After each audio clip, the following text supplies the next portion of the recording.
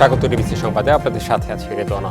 বাংলাদেশে বিনিয়োগ ও উৎপাদন প্রতিষ্ঠান স্থানান্তরে উদ্যোক্তাদের উৎসাহিত করবে চীন, এমন আশ্বাস দিয়েছেন দেশটির প্রেসিডেন্ট শি জিনপিং। বাংলাদেশ ও চীনের শান্তি, সমৃদ্ধি ও স্থিতিশীলতা প্রতিষ্ঠায় চীনকে আরও জোরালো ভূমিকা রাখার আহ্বান জানিয়েছেন অন্তর্বর্তী সরকারের প্রধান উপদেষ্টা অধ্যাপক ডক্টর মোহাম্মদ ইউনুস। এদিকে বাংলাদেশ ও চীনের মধ্যে অর্থনীতি, স্বাস্থ্য, কারিগরি সহযোগিতা সহ নানা বিষয়ে একটি চুক্তি ও 8টি সমঝোতা স্মারক সই হয়েছে। শুক্রবার সকালে বেইজিংয়ের গ্রেট হল অব দ্য পিপলে চীনের প্রেসিডেন্ট শি জিনপিং এর সাথে দ্বিপাক্ষিক বৈঠকে বসেন বাংলাদেশের অন্তর্বর্তী সরকারের প্রধান উপদেষ্টা। দ্বিপক্ষীয় স্বার্থ সংশ্লিষ্ট নানা বিষয় নিয়ে আলোচনা করেন দুই নেতা। শান্তি, সমৃদ্ধি ও স্থিতিশীলতা প্রতিষ্ঠায় চীনের জোরালো ভূমিকার উপর জোর দেন ডক্টর মোহাম্মদ ইউনুস। আলোচনা হয় চীনের জন্য বিশেষ অর্থনৈতিক অঞ্চল, তিস্তা প্রকল্প ও রোহিঙ্গা সংকট নিয়েও। এ নিয়ে বিস্তারিত তুলে ধরেন প্রধান উপদেষ্টার প্রেস সচিব।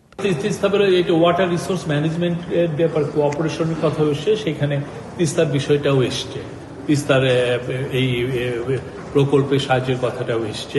আমাদের গভর্নমেন্ট আসার পরেই খুব দ্রুত চাইনিজ ইকোনমিক জোনের কাজ হচ্ছে এবং by this year, end of this year, এইটা দ্রুত কাজ শুরু হবে। তিনি জানান, ডক্টর ইউনুস ও শি জিনপিং এর দ্বিপক্ষীয় বৈঠক গঠনমূলক ও ফলপ্রসূ হয়েছে। চীনা প্রেসিডেন্ট বলেছেন, বাংলাদেশে বিনিয়োগ উৎসাহিত করবে তার দেশ। চায়নার সাথে আমাদের যে সমস্ত ইস্যুগুলো আছে, যেগুলো বিষয়ে আমরা চায়নার সত্যিকার অর্থে সাপোর্ট চাচ্ছি, সেই বিষয়গুলো উনি বলেছেন। এবং সবচেয়ে ইম্পর্টেন্ট যে জিনিস, যে প্রত্যেকটা বিষয়ে চাইনিজ প্রেসিডেন্ট পজিটিভ কনসিডারেশনের কথা বলেছেন।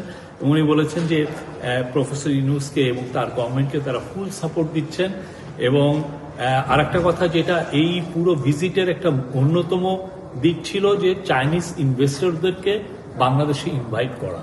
চীনে বাংলাদেশের আম, কাঁঠাল ও পেয়ারার রফতানির সম্ভাবনার কথাও জানান শফিকুল আলম। মে, জুন, জুলাই, আগস্ট সেই সময় থেকে আমরা আশা করছি যে ইনভেস্টমেন্ট, চায়না এক্সপোর্টটা শুরু হবে। ইশরাত জাহান উর্মি, ডিবিসি নিউজ। টানা দীর্ঘ ছুটির কারণে এবার ঈদ যাত্রায় ভোগান্তি নেই, স্বাচ্ছন্দ্যেই বাড়ি ফিরছে মানুষ। অন্যান্য বারের মতো চাপ নেই রাজধানীর বাস টার্মিনালে, তবে রেলপথে কিছুটা বেড়েছে যাত্রীর চাপ। ঢাকার বাস কাউন্টারে তেমন একটা চাপ নেই, তবে মহাসড়কে চাপের কারণে বাস রাজধানীতে আসতে কিছুটা দেরি হচ্ছে। এই জন্য আছে সূচি বিপর্যয়। বাস টার্মিনাল পরিদর্শন করে বেশি ভাড়া নিলে প্রয়োজনে রুট পারমিট বাতিলের হুঁশিয়ারি দিয়েছেন সড়ক পরিবহন ও সেতু মন্ত্রণালয়ের সচিব। এছাড়া ভিড় বাড়লেও নির্ধারিত সময়ে ঢাকা থেকে ছেড়ে যাচ্ছে প্রতিটি ট্রেন। এদিকে মহাসড়কে যানবাহনের চাপ থাকলেও যানজটের ভোগান্তি নেই। ঢাকা চট্টগ্রাম মহাসড়কে কুমিল্লায় দেখা গেছে গাড়ির চাপ। নবীনগর ও বাইপাইল পয়েন্টে যাত্রী ওঠানামার জন্য যান চলাচলে কিছুটা ধীরগতি রয়েছে। এছাড়া ঢাকা মাওয়া এক্সপ্রেসওয়েতে দেখা গেছে মোটরসাইকেলের চাপ। সদরঘাট থেকে ঈদযাত্রার খবর জানাতে আমাদের সাথে যুক্ত হচ্ছেন সহকর্মী মোয়াইমিনুল খান অপু। মোয়াইমিনুল খান অপু, আপনার কাছে জানতে চাই, লঞ্চ সাধারণত সন্ধ্যার পর ছেড়ে যায়, এখন আসলে কি অবস্থা দেখছেন? লঞ্চ ঘাটে যাত্রীদের চাপ রয়েছে কিনা? এছাড়া অন্যান্য রুটে আসলে লঞ্চ ছেড়ে যাচ্ছে কিনা, যেমন চাঁদপুর, বরিশাল?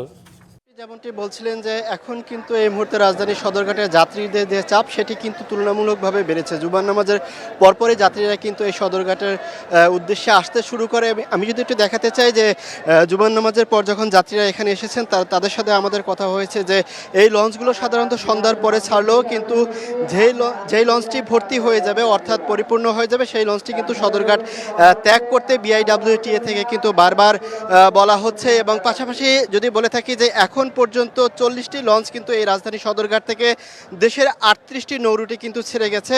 এবং এটি প্রায় 90 থেকে 100টির মতো লঞ্চ কিন্তু আজকে ছেড়ে যেতে পারে বলে আমাদেরকে বিআইডব্লিউটিএ বলেছেন। তারা যেটি বলেছেন যে গতকাল পর্যন্ত প্রায় 80টির বেশি লঞ্চ কিন্তু এই সদরঘাট থেকে ছেড়ে গেছে। যে যাত্রী চাপের কথা যেটি বলছিলেন, যে যাত্রীর চাপ এই দুপুরের পর নাগাদ বাড়লেও এটি কিন্তু সন্ধ্যার পরে আরও বাড়বে, এটি কিন্তু বলছেন যে লঞ্চের যে সকল মালিক যারা রয়েছেন তারা যেটি বলছেন। আর লঞ্চ ভাড়ার যে বিষয়টি, সেটি যারা লঞ্চ মালিকরা বলছেন যে ভাড়া তারা আগে যেটি সরকার নির্ধারিত রেট যেটি রয়েছে, সেই রেটেই কিন্তু তারা ভাড়া নিচ্ছেন। পাশাপাশি যাত্রী যারা রয়েছেন তারা কিছুটা অভিযোগ করে বলছেন যে ভাড়া কিছুটা বেশি হলেও কিন্তু তারা সদরঘাটে এসে, যে রেদন আপনি জানেন যে এই যে সকল 38টি নৌরুটে লঞ্চ চলাচল করে, সেই লঞ্চগুলোতে কিন্তু কেবিন, ডেক, মাস্টার ব্রিজ সহ অন্যান্য যাতায়াত যাবার জন্য যে ব্যবস্থা থাকে সেটি কিন্তু থাকে। সেক্ষেত্রে ডাবল কেবিন যেটি রয়েছে, আমি এখন যেটি রয়েছি রাজধানী পল্টনের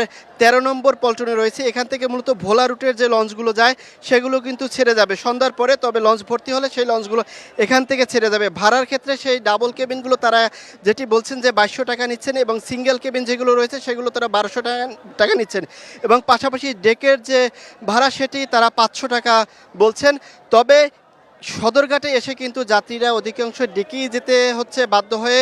কেবিন যেগুলো থাকে সেগুলো কয়েকদিন আগেই কিন্তু এগুলো বুক করা থাকে, কিন্তু ভাড়া যেটি লঞ্চ কিন্তু মধ্যরাতে কিন্তু এই ভাড়াগুলো তারা কেটে থাকেন। তবে এই রাজধানী সদরঘাটে যে নিরাপত্তা ব্যবস্থা সেটি কিন্তু বেশ জোরালো রয়েছে। আমরা এখানে নৌ পুলিশ র্যাবের কন্ট্রোল রুম দেখতে পেয়েছি, পাশাপাশি আনসার এবং ফায়ার সার্ভিস কর্মীরা যারা রয়েছেন তারাও কিন্তু বেশ যাত্রীদের বেশ চাপ দেখতে পাচ্ছি। ধন্যবাদ আপনাকে অপু। ঈদ সামনে রেখে রাজধানীর বাজারে কেজিতে 20 টাকা বেড়েছে ব্রয়লার এবং সোনালী মুরগির দাম। ব্রয়লার 220 এবং সোনালী মুরগি বিক্রি হচ্ছে 330 টাকা কেজি।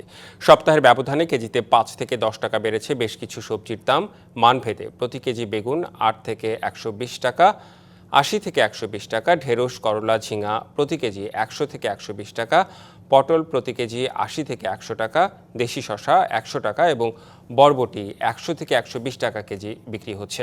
লেবুর হালি আগের মতোই 100 থেকে 160 টাকা।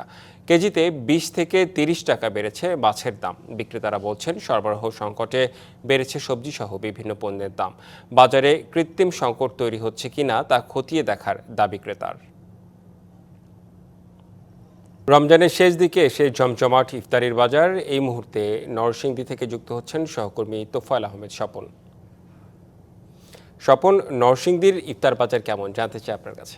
রেদন, আপনি যেমনটা জানাচ্ছিলেন যে রমজানের পবিত্র রমজানের মাস শুরু থেকে কিন্তু নরসিংদী জেলা জুড়ে, নরসিংদী একদম শহর থেকে প্রত্যন্ত অঞ্চলে কিন্তু ইফতার বাজার বেশ জমজমাট ছিল, এখনো কিন্তু জমজমাট রয়েছে। তবে আমি এই মুহূর্তে আছি জেলার সবচেয়ে বেশি যেখানে পুরান ঢাকার আদলে ইফতার বাচ্চা কেনা হয়, সেই ঐতিহ্যবাহী মাধবদীতে। আমি আপনাকে একটু দেখাতে চাই যে এই মাধবদী অঞ্চলে কিন্তু বেশ কয়েকটি দোকান রয়েছে, এবং এখানে কিন্তু পুরান ঢাকার আদলে শাহী হালিম, শাহী জিলাপি থেকে শুরু করে Arabian mutton biryani, leg piece সহ বিভিন্ন খাবারের পসরা কিন্তু বিক্রেতারা সাজিয়ে বসে, এবং এখানে কিন্তু ক্রেতাদের বেশ আনাগোনা আমরা লক্ষ্য করি এখন। এবং এটি একটি বাণিজ্য অঞ্চল হওয়ায় কিন্তু এই অঞ্চলে কিন্তু সকল ধরনের খাবার তারা অতিরিক্ত করে তৈরি করে থাকেন, এবং সেই প্রেক্ষিতে কিন্তু এখানে ক্রেতারা বেশ কিনেও কিন্তু স্বাচ্ছন্দ্য বোধ করে। আমরা দেখেছি যে একদম ছোলাপুর থেকে শুরু করে পুরান ঢাকার আদলে যে সকল খাবার রয়েছে, চিকেন, মাটন আইটেম থেকে শুরু করে প্রায় সব ধরনের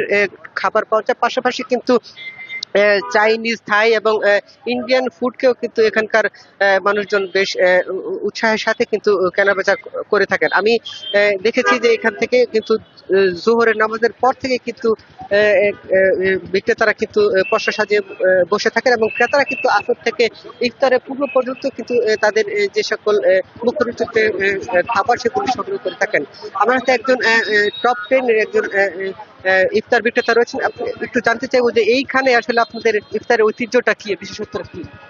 আসলে ঐতিহ্যবাহী মাধবদী শহর কাপড়ের জন্য বিখ্যাত, আমরা সবাই জানি। এই শহরের মানুষ যেমন ব্যবসা বাণিজ্য প্রসিদ্ধ হয়েছে, এবং সেই সাথে খুবই ভোজন রসিক, এবং ভোজন রসিক হওয়ার সত্ত্বে আমরা প্রতি বছর ইফতারে নানান ধরনের আয়োজন করি। আমাদের গতানুগতিক বুট, পেঁয়াজু, ছোলা এই ধরনের খাবার ছাড়াও আমরা mutton, leg roast, chicken item, kebab item, নানান ধরনের খাবার শুধুমাত্র ইফতারের জন্য আমরা করে থাকি। এবং মাধবদী শহরের প্রায় আশেপাশে যতগুলো গ্রাম আছে, অঞ্চল আছে, সকল অঞ্চল থেকেই মাধবদীর মধ্যে আসে আমাদের এই সুস্বাদু ইফতার আয়োজনের সাথে তারা ইফতার করার জন্য। রেদন, শুনছিলেন একজন বিক্রেতা, তিনি জানাচ্ছিলেন যে এখানকার যে বিক্রির ঐতিহ্য, এবং এখানে কিন্তু আমি জানিয়ে রাখতে চাই যে ব্যবসায়িক অঞ্চল হওয়া এখানে সারা বাংলাদেশের ক্রেতা বিক্রেতারা এখানে আসেন কাপড় ক্রয়ের সাথে, এবং এখান থেকে কিন্তু ঐতিহ্যবাহী যে সকল ইফতার সেগুলো ক্রয় করে থাকেন।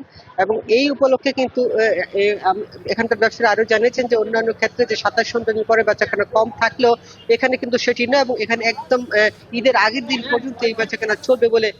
জি, তোফায়েল আহমেদ স্বপন বিস্তারিত জানালেন আপনি, ধন্যবাদ আপনাকে। এভারকেয়ার হাসপাতাল থেকে বাসায় ফিরেছেন তামিম ইকবাল। আজ দুপুরে এই ক্রিকেটারকে রিলিজ দিয়েছে হাসপাতাল কর্তৃপক্ষ। হার্টে রিং পরানোর 4 দিন পর হাসপাতাল থেকে ছাড়া পেলেন তামিম। আপাতত এই ক্রিকেটার ঝুঁকিমুক্ত থাকলেও বাসায় লম্বা বিশ্রামে থাকতে হবে তামিমকে।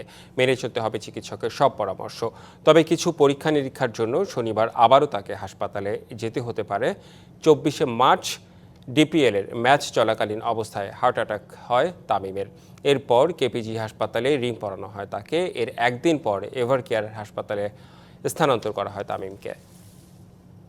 সংবাদে এই ছিল এখনকার মতো। ডিবিসি নিউজের সংবাদগুলো পড়তে ভিজিট করুন dbcnews.tv।